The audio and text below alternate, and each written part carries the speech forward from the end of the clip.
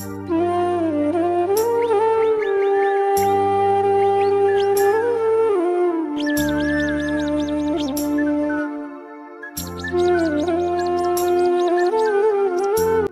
বন্ধুরা, good afternoon. সবাই কেমন আছেন? আশা করি সবাই ভালো আছেন, আমিও খুব ভালো আছি। আর এখন গুড আফটারনুন বললাম কারণ আজ হচ্ছে রবিবার, আর এখন বাজে দুপুর 1টা। রান্না বান্না করে রেডি হয়ে নিয়েছি, বাইরে বেরোবো কিছু টুকিটাকি কেনাকাটি করার জন্য।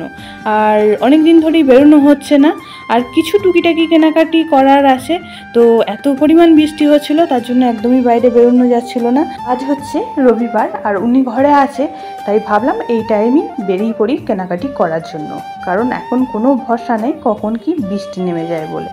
তো বেরিয়ে পড়েছি রাস্তায়, আর ভাবলাম আপনাদেরকেও সাথে নিয়ে চলি। তো প্রথমেই চলে এসেছি জুতোর দোকানে, আর ছেলের জুতো কেনার আছে।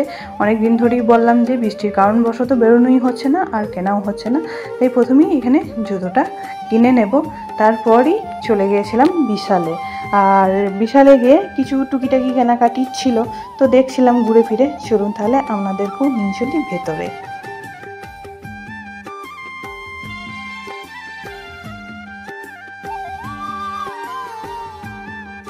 আমি এই সাইডে চলে এসেছি প্লাজো দেখার জন্য। ডেলি ইউজের জন্য আমার কিন্তু প্লাজো কেনার ছিল, তো সেইগুলোই দেখছিলাম, কিন্তু খুব একটা পছন্দ হয়নি। আর যেহেতু ডেলি ইউজের জন্য নেবো, একটু ডিপ কালার দেখে নিতাম, কিন্তু এখানে সবগুলোই দেখছিলাম লাইট কালার ছিল, তার জন্য কিন্তু নিই নাই গো। আর খুব একটা পছন্দও কিন্তু আমার হয়নি।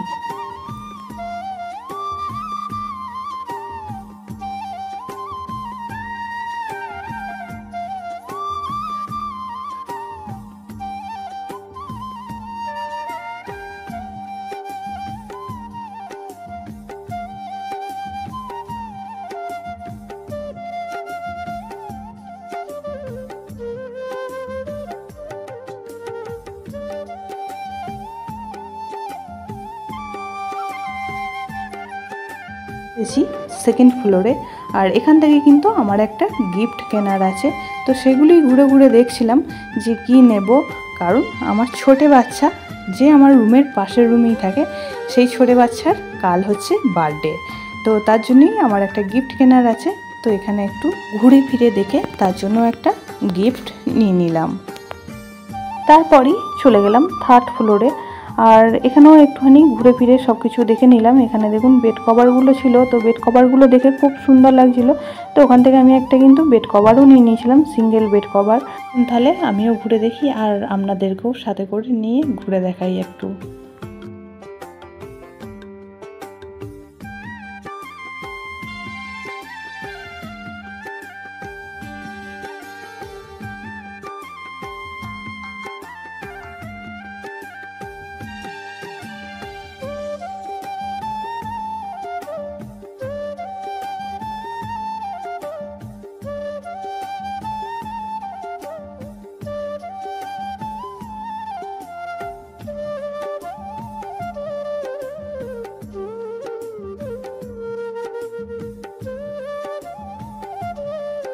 ঘুরে ফিরে চলে এসেছি কাউন্টারে, আর কাউন্টারেও কিন্তু অনেকটাই ভিড় ছিল আর অনেকটাই টাইম লেগেছিল। তারপরই বেরিয়ে পড়লাম, আর বেরিয়ে পড়ে এই যে ছেলে এখন রাস্তার মধ্যে আইসক্রিম খেতে লেগেছে, আর তারপরই আমরা বাড়ি ফিরে চলে যাব।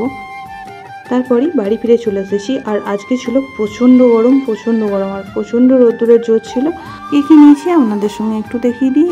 এই দেখুন, এইটা নিয়ে নিয়েছি, আর এটা কিন্তু আমার প্রয়োজনীয়, বললাম না যে প্রয়োজনীয় সমস্ত জিনিসপত্র কিনতেই গিয়েছিলাম, কারণ এটা আমার ঠাকুরের কাজে লাগবে, তার জন্য কিন্তু আমি ঠাকুরের জায়গায় রাখার জন্য এটা নিয়ে এসেছি। আর নিয়ে নিয়েছিলাম যে বেড কভারটা বলছিলাম, সেই বেড কভারটাই দেখুন কেমন লাগছে, আমার তো খুবই ভালো লেগেছে।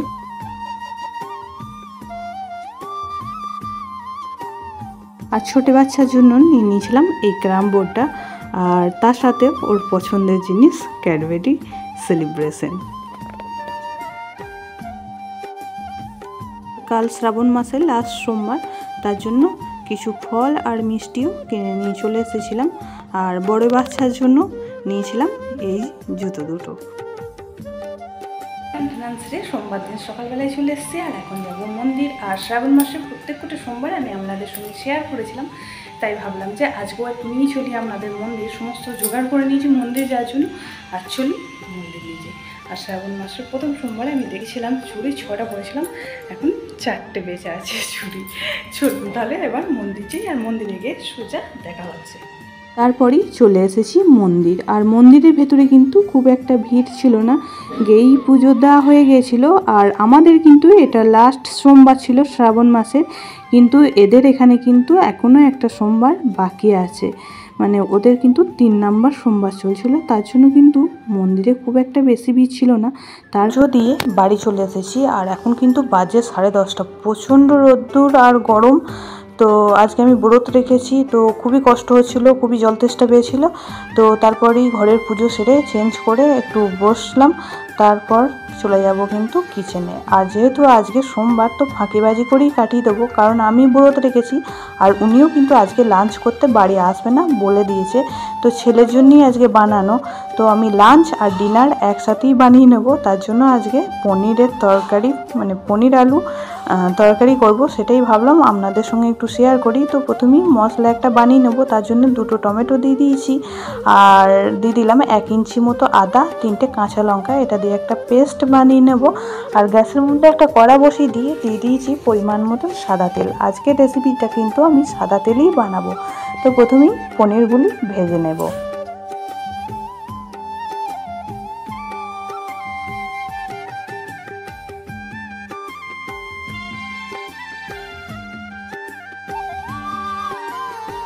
পনিরটা লাল করে ভেজে নিয়েছি, এবার তুলে রাখবো।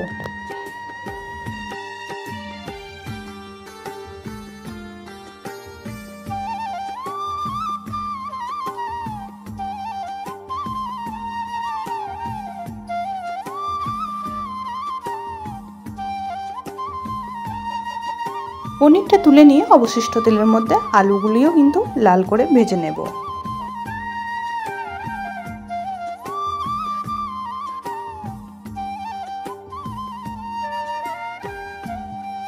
আলুর মধ্যে দিয়ে দিলাম সামান্য পরিমাণে হলুদ, কাশ্মীরি লঙ্কার গুঁড়ো আর হাফ চামচ মতো লবণ দিয়ে খুব ভালো করে নাড়াচাড়া করে আলুটা লাল করে ভেজে তুলে নেব।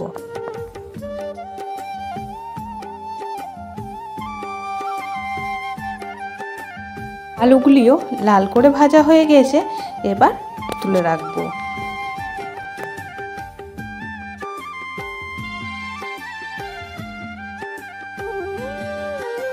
আলুগুলো তুলে নিয়ে অবশিষ্ট তেলের মধ্যে ফোড়ন হিসাবে দিয়ে দিলাম কিছুটা গোটা গরম মশলা, তারপরই দিয়ে দিলাম যে মশলার পেস্টটা তৈরি করে রেখে দিয়েছিলাম সেই মশলার পেস্টটা।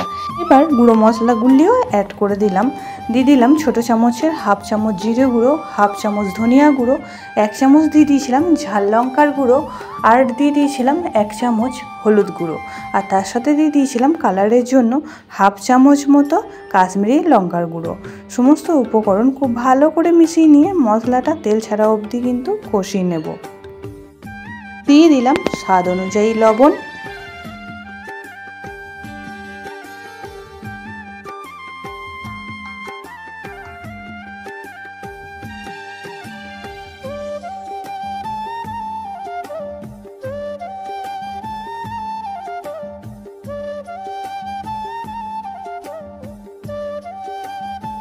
কিছুক্ষণ সময় নিয়ে মশলাটা খুব ভালো করে কষিয়ে নিয়েছি, আর মশলা থেকে তেল রিলিজ হওয়া শুরু হয়ে গেছে। এই পর্যায়ে দিয়ে দিলাম ভেজে রাখা আলুগুলি দিয়েও খুব ভালো করে মশলার সঙ্গে নাড়াচাড়া করে নেব কিছুক্ষণ।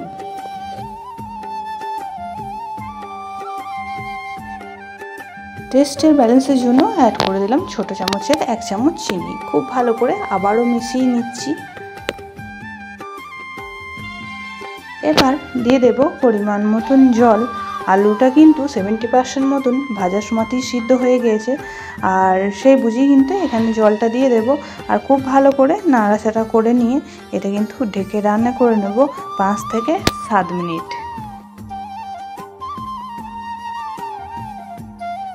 5 মিনিট পর চলে এলাম, আর ঢাকা খুলে একবার খুব ভালো করে নাড়াচাড়া করে দেব, আর দেখে নেব আলুটা কতটা সিদ্ধ হয়েছে। তো আলু প্রায় সিদ্ধ হয়ে এসেছে, এবার ভেজে রাখা পনিরগুলিও অ্যাড করে দেব।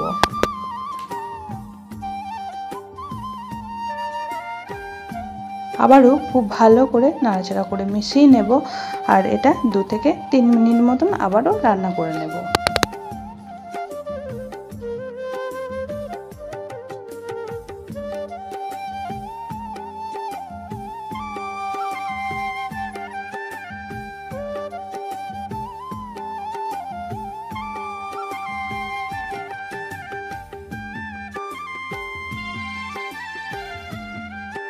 মিনিট পর ফিরে এলাম, আর ওপর থেকে এবার দিয়ে দেব হাফ চামচ গরম মশলার গুঁড়ো আর দিয়ে দেব হাফ চামচ ঘি।